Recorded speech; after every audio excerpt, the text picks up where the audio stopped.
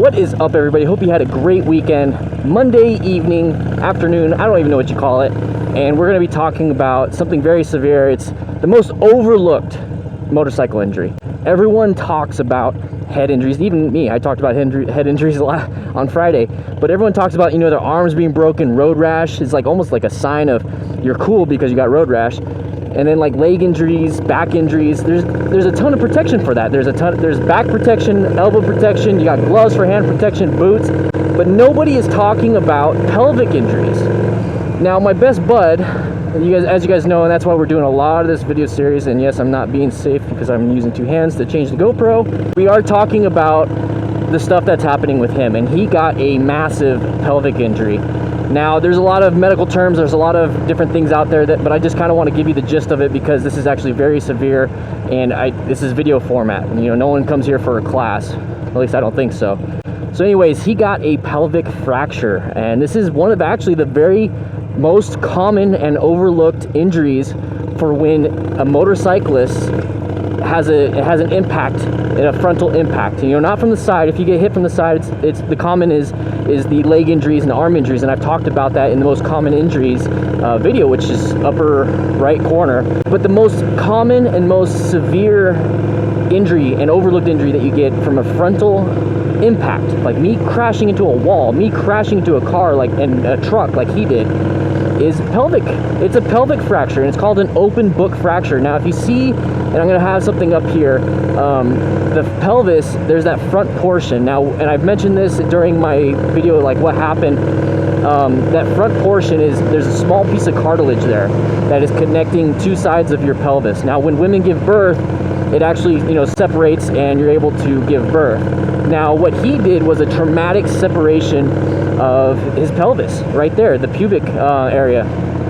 And so what happened is he literally ripped that in two, and it's called an open book fracture. He literally open booked his pelvis. I mean, not that severe because he'd probably be dead, but he opened that, and then he also has pelvic fractures in the back of his pelvis, where the iliac crests are, that little things in the back. That's what he has. But that happens because when you do a frontal impact, and what I always thought is that your pelvis hits the handlebars. That's what I thought. I thought that's why you break it, but I did some more research on it. I looked it all up. It's actually the fact that your pelvis hits the gas tank, especially for cruisers. Cruisers, we sit low, the gas tank's a little bit higher. Let's go ahead and turn right so we can keep talking. And when you hit that frontal impact, you don't fly up. You don't just fly up. It's not like you go whoop like that and you just start flying up. You actually pretty much compress. Have you ever seen those car crash test dummy stuff where they literally are they're impacting and just going straight into it, and they don't fly up, they're literally compressing into the wall or the car that they do. And that's exactly what happened to him, and it's exactly what happens to motorcyclists. You were literally going to compress into whatever's in front of you. And right now, this gas tank, pure metal, is right in front of my pelvis, and this will shatter and do what happened to him. So that is what happened, and it's very often overlooked because you mainly see severe head injuries and like arm injuries, but the pelvis, especially with cruiser motorcycles, in a frontal impact, I think it's 75% chance of you having a pelvic fracture, the open book fracture that he got. And with that, it causes a lot of problems. When you have a pelvic fracture, depending on the severity, he actually has a severe pelvic fracture, but it didn't cause a lot of the severe complications.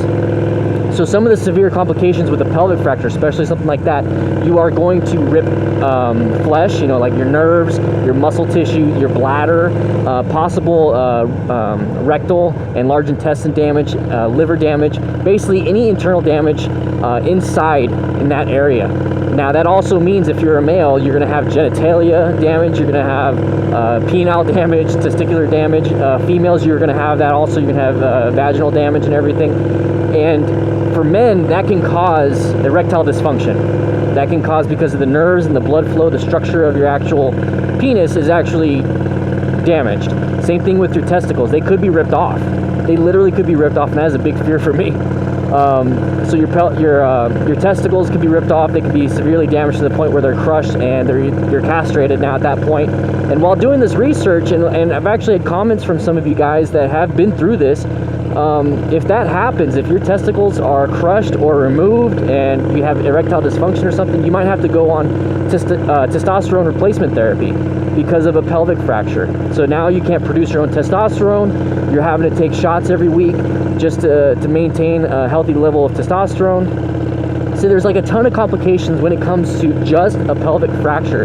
A ruptured bladder, so now you have to have a catheter. If you have a ruptured, rectum or a large intestine, you have to have a colostomy bag. It's very severe. A lot of blood flow, a lot of blood loss that can happen through your pelvis. You have your femoral arteries that are going through. If you rupture your femoral artery, you're dead in a minute. You bleed out in a minute. So a frontal impact is very severe. And I talked about his specific accident in my, I just recently did it. It was the how cars can kill you video, like the 6 ways cars can kill you. And then my number 1 was a car turning in front of you, and that is at an intersection that is like right here. Somebody wants to turn out in front of me, and that's exactly what happened to him. And he T-boned that truck, and it caused him to go into a frontal plane, caused the pelvic damage. Elbow hit the truck, knee hit the truck, head hit the truck, and that is what caused his injuries. So now, how can we prevent that? How can we prevent the pelvic fracture in this case, in his case, and any case to where it's a frontal impact? Well, first of all, if you have a frontal impact, that's just what's going to happen. I could not find any protection. We have protection in the elbows, we have protection in the knees, we have protection on the head with the helmet. I didn't find a pelvic armor. There's I couldn't find it. So if you guys can find it, please let me know. Write in the comments if there's something that is for pelvic armor, not the sides. I understand the hip armor for sliding, but like the pelvis to stop, or at least to absorb some of the impact from the gas tank, so maybe you don't fracture something as severe. You're still going to probably fracture it, but it's not going to be a full open book fracture. So if you guys can find me something, please find me something. I'm going to contact that company. I'm going to try to get a free sample or a discount, or I'll just pay for it, because now I want to have some pelvic fracture protection. And I'm going to test it for you guys, and we're going to see how it works. I'm not going to crash, but we're going to see how comfortable it is. Something that maybe you can do every single time you go out for a ride, because I didn't even think about this. I did not even think about this. Hopefully Matt's injury will prevent someone else's injury by me buying this, and then hopefully someone else buys this, and if they get in an accident, they're safe. I hope we're all gonna learn from this. So this was kind of like a rant. It's a motovlog type thing. I hopefully it helped out some of you, but I would love to do another live stream to where I'm answering questions. So guys, if you like that kind of stuff, click that subscribe button. Right next to it is the notification bell button. When you click that, you're notified every single time I post a video. That way, when I do a live stream, you get notified, so you can hop in and we can talk about this. So I want to talk about motorcycle safety with you guys. I want Matt's injury, Matt's situation to help others, and that's what we're here for. That's what he wants. So guys, let's do that.